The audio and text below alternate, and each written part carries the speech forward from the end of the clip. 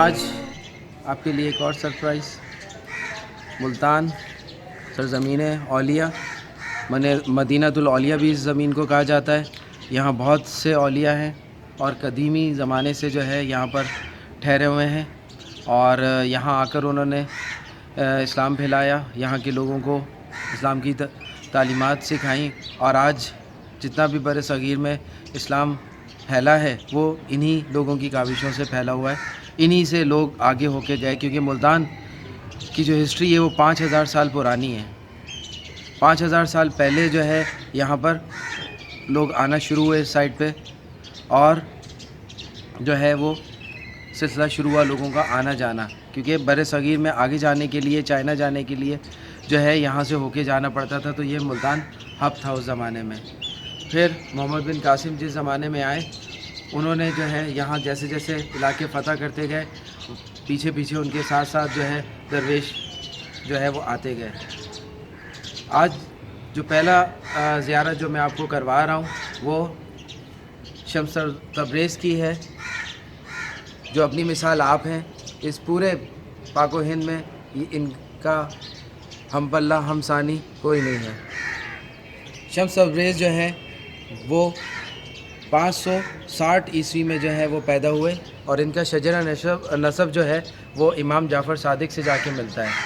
ان کے بڑے بیٹے حضرت اسماعیل ان کی اولاد میں سے ہیں، اور حضرت اسماعیل کا جو سلسلہ بڑھنا تھا جو امامت کا، وہ اس لیے نہیں بڑھ سکا کہ وہ جوانی میں ہی ان کے جو ہے وہ انتقال ہو گیا تھا، تو ان کے چھوٹے بھائی امام موسیٰ کاظم جو ہے وہ آگے امامت ان کی چلی۔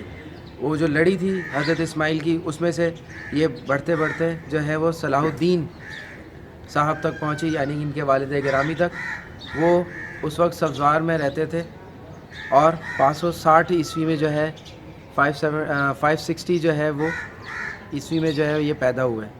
ابتدائی تعلیم اپنے والد سے ہی حاصل کی، اور بیسک اسلامی تعلیم، ادب، خدمت، قرآن، حدیث، یہ سب چیزیں جو ہیں انہوں نے اپنے والد گرامی سے 16 سال کی عمر میں سیکھ لی تھیں۔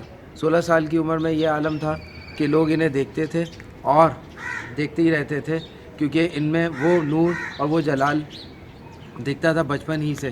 تو والد صاحب جو تھے ان کے، وہ بہت ان کی ٹیک کیئرنگ کرتے تھے، اور ہو سکتا ہے کہ انہیں بھی الہام ہو کہ میرا بیٹا جو ہے وہ آگے جا کے جو ہے وہ بہت بڑی روحانی شخصیت جو ہے وہ بنے گا، اور لاکھوں کروڑوں لوگوں کو جو ہے وہ اسلام کے دائرے میں لے کر آئے گا۔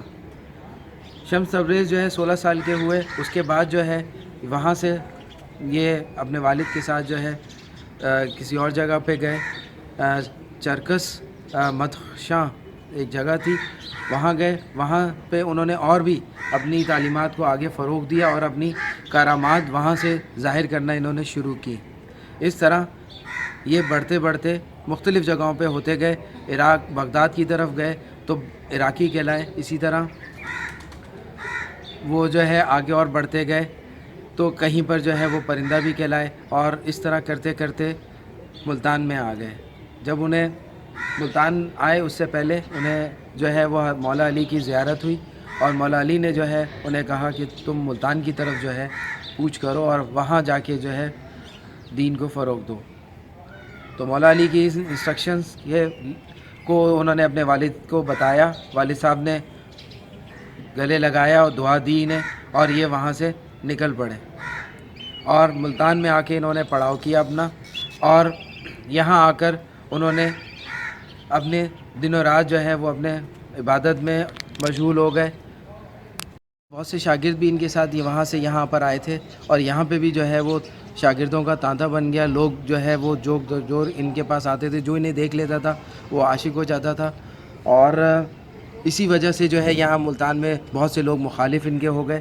اور کہا جاتا ہے جب یہ آئے ہی تھے تو اس وقت بھی کچھ لوگ مخالف ہو گئے تھے، تو انہوں نے ان سے کھانے کی کچھ چیزیں مانگی، مختلف چیزیں لوگوں نے نہیں دی۔ تو مختلف روایات اس میں آتی ہیں دو طرح کی، ایک جو یہاں پہ لکھی کہ انہوں نے ایک گوشت کا ٹکڑا لیا، کوئی بھی لوگ اس کو نہیں بنا کے دے رہا تھا، تو انہوں نے سورج کو کہا کہ میں بھی شمس ہوں، تو بھی شمس ہے، تو یہ اس کو میرے لیے جو ہے وہ بھون دے۔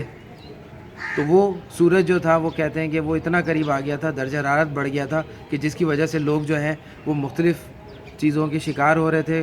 کسی کو اسکن کا ایشو ہو رہا تھا, کسی کی ہڈیاں مسئلہ ہو رہا تھا, ڈفرینٹ امراض میں تھے. لوگ آ کے ان کے پاؤں پہ پڑے اور کچھ لوگوں نے جو ہے آ کے ان سے معافی مانگی ہے. پھر جو ہے انہوں نے کسی نے آ کے کہا کہ آپ بھی شمس ہو, وہ بھی شمس ہے, مگر ہم کچھ لوگوں کی جو ہے بدتمیزی ناگواری کی وجہ سے ہمیں یا باقی لوگوں کو سزا نہ دیں, تو اس پہ انہوں نے سورج کو واپس بھیج دیا تھا.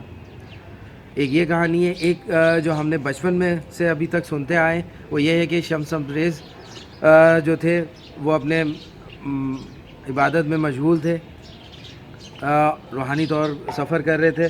تو ایک شخص تھا جس کو جلد کی بیماری ہو گئی تھی, تو اس کا علاج کسی حکیم نے بتایا تھا کہ تمہیں کوئی اسکن دے دے, اپنی جلد اتار کے دے دے تو تم بچ جاؤ گے ورنہ مر جاؤ گے. وہ لوگوں کے پاس گیا, در در گھومتا رہا, کسی نے نہیں دیا. شمس تبریز کے یہاں پہ حجرے میں آیا جہاں ان کا یہ مزار ہے. وہاں پہ انہوں نے حاجت رکھی اس بندے نے کہ بھائی ایسا ایسا ہے اور آپ میری مدد کر سکتے ہیں. انہوں نے اپنی اسکن اتار کے دے دی تھی اور اس کے بعد جو ہے ان کی اسکن میں کیڑے پڑ گئے تھے. تو لوگوں کو جو ہے وہ کھانے کے لیے بولا, کسی نے نہیں دیا, مانگا انہوں نے. تو انہوں نے ساتھ میں دریا بہہ رہا تھا, دریا میں ہاتھ ڈالا, مچھلی آ گئی, مچھلی کو بولا یہ بنا کے دے دو, وہ بھی نہیں بنا کے دی. تو انہوں نے سورج کی طرف اشارہ کیا.